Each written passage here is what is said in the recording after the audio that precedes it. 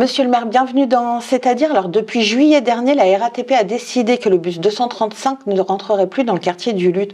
Pourquoi et comment agissez-vous? Alors, il faudrait leur demander à la RATP, parce que ceux qui ont pris cette décision, ils l'ont arrêté le 2 juillet, ils nous ont prévenu par courrier le 26 juillet. C'est dans la foulée des émeutes urbaines, alors qu'aucun autobus n'avait été touché dans cette période. Moi, je conteste cette décision. Je trouve que c'est une façon qui n'existe dans aucune autre ville d'Île-de-France. C'est-à-dire des émeutes, il y en a eu dans toutes les villes, dans beaucoup de quartiers, avec parfois y compris des incidents plus graves qu'à Gennevilliers. Et à aucun endroit en France, et en région Île-de-France, la RATP a décidé de ne plus passer dans les quartiers. Donc je conteste cette décision. J'ai écrit à Valérie Pécresse comme président d'IDFM Mobilité. J'ai écrit à Jean Castex comme président de la RATP. Je l'avais écrit en octobre dernier. J'ai réécrit récemment. Ils ne m'ont pas répondu. Et ils répondent toujours pas. Et donc j'ai été bloqué le dépôt de bus pour signifier mon mécontentement. Avec un tracteur. Avec un tracteur. Alors que j'avais auparavant en octobre déjà été distribué un tract à 4 h du matin à l'ensemble des machinistes pour que ça bouge. Alors, mais pourquoi le problème de cette ligne il est si récurrent en fait? Je ne sais pas. En tout cas, il faudrait que la RATP me sorte s'il y a plus d'incidents à Gennevilliers qu'ailleurs, ce que je ne crois pas, parce que j'ai moi aussi les rapports d'incidents de ligne, et c'est pas vrai que les incidents sont plus importants à Gennevilliers que dans d'autres villes des Hauts-de-Seine tout au long de la ligne du 235. Et donc, en tout cas, l'initiative prise a eu au moins le mérite, c'est que j'ai eu un coup de téléphone du préfet le jour même, j'ai vu la direction départementale de la RATP qui m'a dit « mais pourquoi vous faites ça? On est en train de résoudre le problème. » Tant mieux. Je leur dis sauf que ça fait 7 mois, depuis le mois de juillet.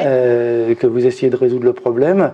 Et j'ai une réunion dans la semaine en préfecture avec la direction de la RATP et le préfet pour voir sur la remise en route de cette ligne. Pas de date encore alors? Non, pas de date officiellement, mais je suis assez optimiste sur l'idée que la direction de la RATP, la préfecture et Île-de-France Mobilité, j'ai pas de nouvelles.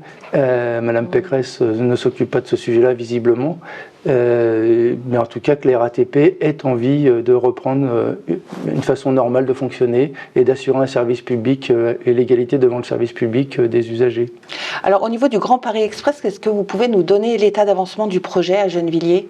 Alors il avance doucement, mais il avance. C'est-à-dire, je vous rappelle, c'était prévu en 2027, 2030. Maintenant, je pense qu'on peut le dire 2033, 2034 ou 35 en fonction des incidents qu'on pourra trouver sur les travaux, parce que ce sont des travaux d'ampleur quand même, il ne faut pas négliger l'importance. Les appels d'offres ont lieu en ce moment sur les entreprises qui doivent répondre aux travaux à faire, percer le trou, faire le tunnel.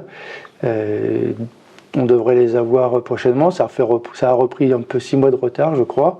Donc pour moi, les travaux commenceront en 2025 et on aura peut-être 10 ans après le métro. Et concernant la ligne 13, alors c'est toujours saturé, la ponctualité est à revoir, il y a des rames qui sont vétustes, les conditions de voyage sont inconfortables depuis des années pour les usagers. Est-ce que vous avez des informations sur l'amélioration de la ligne ou d'ajout de rames? Ah oui, alors c'est la 5e ligne, je crois, d'Île-de-France la plus fréquentée. En tout cas, pour celles et ceux qui la prennent, je la prends de temps en temps, c'est vraiment insupportable, y compris le week-end. C'est-à-dire qu'il n'y a pas forcément d'effort de fait pour ajouter des rames le week-end pour permettre aux gens de rentrer et de ne pas utiliser leur voiture. Donc une bonne nouvelle, je crois qu'en 2027, la RATP annonce le changement de rame. On va se retrouver avec des rames plus modernes, style, je crois que c'est BOA le nom. En gros, on peut mettre plus de monde à l'intérieur. Et puis vers 2030 ou 2032, l'automatisation de la ligne. Il faut qu'ils rajoutent les portes palières aussi un peu partout sur la ligne parce que ça fluidifie, ça évite les incidents voyageurs. Alors 2027, 2030, oui, il y en a pour un moment, oui, je suis d'accord avec vous parce que ça fait partie des choses que l'on demande. Alors on avait essayé de monter un comité des usagers de la ligne 13. C'est comme partout, c'est assez difficile. Les gens rouspètent chacun dans leur coin, mais c'est difficile de les organiser pour faire pression pour des investissements supérieurs sur notre ligne. Donc pour l'instant, les engagements de la RATP, c'est 2027, 2 nouveaux wagons et 2030, l'automatisation. Alors on entend moins parler du tramway, le T1 et du RERC. Alors ça veut dire qu'il n'y a rien à signaler sur ces lignes en particulier? Ah bah si, T1, T1 fait du bruit, le T1 est trop petit et le T1 doit être modernisé c'était l'un des premiers tramways d'Île-de-France, voire le premier je crois. Et donc maintenant on a le tramway le plus pourri d'Île-de-France.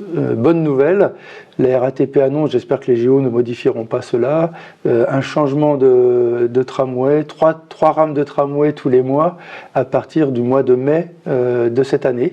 2024. Et donc 2024. Donc ça c'est une bonne nouvelle parce qu'on aura un tramway plus grand, plus spacieux, plus silencieux.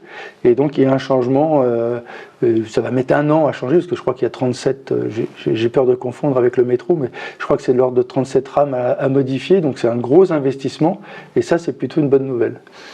La circulation en voiture est de plus en plus dense à Gennevilliers, selon vous, pourquoi ? Alors, je ne sais pas si la circulation en voiture est Vous plus n'avez pas dense, fait d'études il faudrait qu'on particulières vérifie, mais on va faire une étude pour vérifier cela, qu'est-ce qu'il en est de cette circulation. Je trouve qu'il y a de plus en plus de vélos, ça c'est plutôt une bonne chose. Sur la voiture, il faut qu'on vérifie. Parce que tout le monde ne peut pas prendre son vélo. Non, tout le monde ne peut pas prendre son vélo, puis il faut vérifier s'il y a des voies nouvelles qui sont prises pour éviter les... C'est vrai qu'il y a beaucoup de travaux en Île-de-France en ce moment dans la préparation des Jeux Olympiques, et certainement des personnes qui cherchent des voies de passage pour aller plus vite. On arrête là, on se retrouve la semaine prochaine dans C'est-à-dire.